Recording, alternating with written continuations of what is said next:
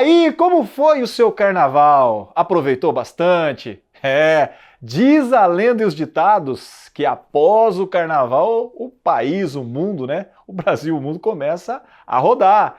O fato é que o News nunca parou de rodar, sempre está a trazer boas informações para você. E nessa semana, pós-carnaval, não será diferente. A gente vai falar muito do que aconteceu no mundo, apesar da nossa semana um pouco curta, né, aqui no Brasil, mas nós vamos falar do que aconteceu no mundo e agora, esta semana, onde tudo volta ao normal conforme a lenda. O que vai acontecer, o que vem pela frente? É só aqui no News que você vai descobrir. Por isso, fique bem ligado aí, que está começando o seu boletim semanal de informação do mercado financeiro, de investimentos e de ativos digitais. Meu diretor, que já também tirou sua fantasia, por favor, suba a vinheta.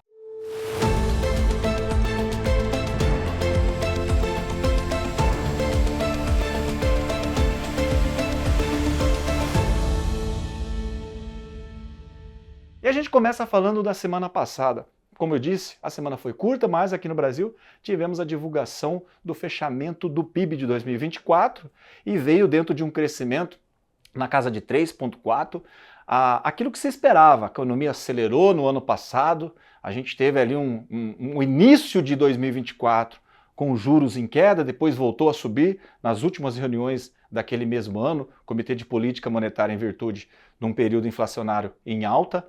Ele optou por fazer alguns ajustes na taxa de juros e aumentou. A expectativa agora das autoridades monetárias é que esse aquecimento do PIB ainda se permaneça no primeiro trimestre de 2025, porém, a gente vem mostrando aqui nos últimos O-News exatamente essa questão da projeção futura de juros que sai toda semana pelo Boletim Focus.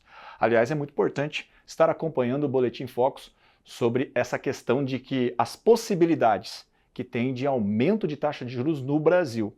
O fato é que a expectativa do PIB, apesar de bons resultados no ano passado, para esse ano, é um PIB crescendo na casa de 2,4%, em virtude, como eu disse, do cenário que nós estamos vivendo agora, principalmente de inflação. Vocês têm visto aí a alta de alimentos? Por falar em alta de alimentos, o presidente do país, o presidente Lula, decidiu na semana passada retirar taxa, né, de importação, imposto de importação sobre alguns produtos como carne, café, açúcar, para poder baratear o alimento que vai à mesa do cidadão brasileiro. A expectativa é que essa ação tenha um resultado. No entanto, nós sabemos que o fato de, num cenário como o Brasil passa agora, de situação de controle fiscal, de aperto fiscal, perder uma receita faz toda a diferença. Vamos ver o que vai acontecer pela frente e se essa medida vai ter resultado. Exatamente. Semana passada tivemos Produto Interno Bruto, essa decisão do governo Lula, e o presidente Donald Trump nos Estados Unidos assinou. Ele disse lá na campanha dele: eu vou autorizar que o Tesouro Nacional norte-americano possa tem autorização para fazer reservas em Bitcoin, em ativos virtuais, ativos digitais do mercado.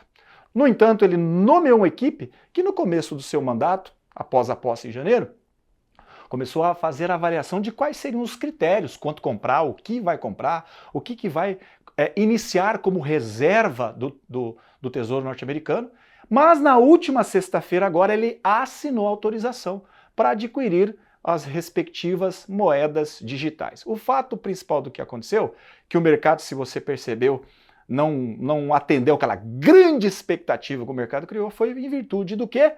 Pelo fato de que ele autorizou começar essas reservas, confiscando alguns ativos que foram oriundos ou recuperados, podemos dizer assim, de situações de trava, de fraudes e assim sucessivamente. O que não foi as compras.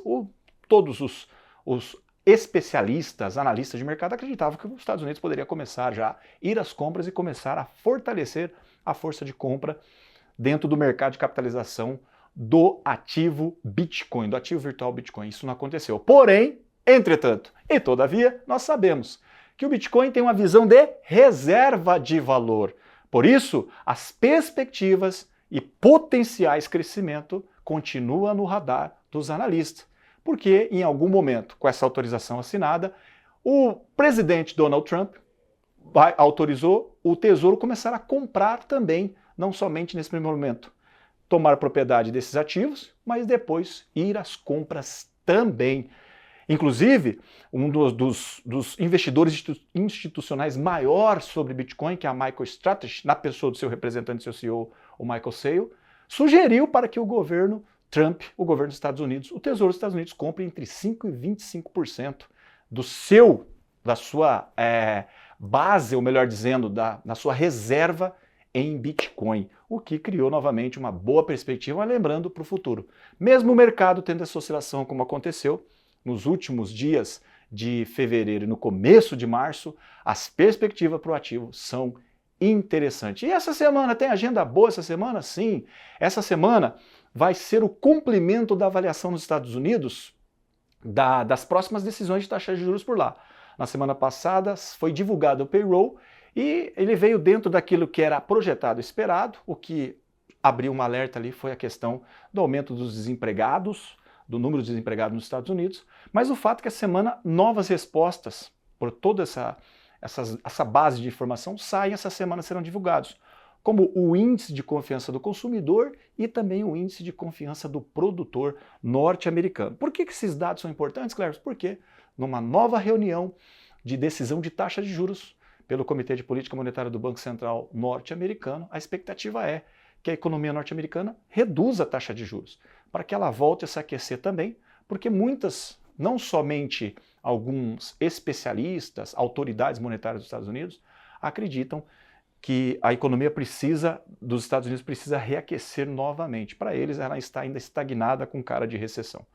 O ponto mais importante da semana passada, e que nós queremos dizer para vocês novamente, é que dentro do mercado de ativos digitais saiu uma notícia interessante que demonstra o crescimento de instituições, investidores institucionais, cada vez mais vindo para esse mercado.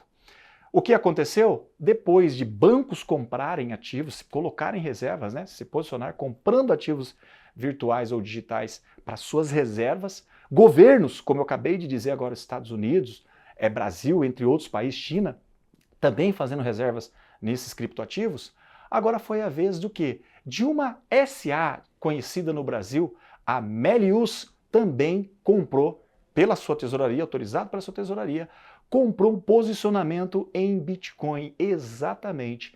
A primeira empresa aqui no Brasil que segue lá a linha de raciocínio da MicroStrategy, a MicroStrategy é uma empresa especializada na questão de software e que foi autorizando sua tesouraria, o seu dinheiro disponível, a fazer reservas no referido ativo digital. Agora foi a vez da Melius e isso pode demonstrar ainda mais o quanto os institucionais, os grandes investidores de mercado.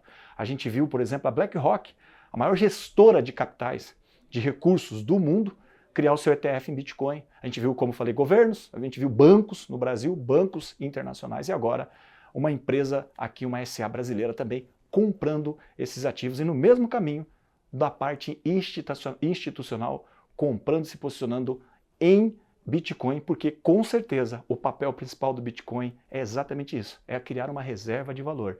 E essa entrada dos institucionais dão ao mercado a clareza maior que ele precisa, o sustento maior que ele precisa, que ele já é uma realidade e não mais uma projeção há muito tempo. E eu, Zé Fini, terminamos aqui mais uma edição do ONews, esse boletim que procura deixar você informado. Não esqueça jamais, compartilhe sem moderação se você gostou do conteúdo. Eu te espero na próxima edição.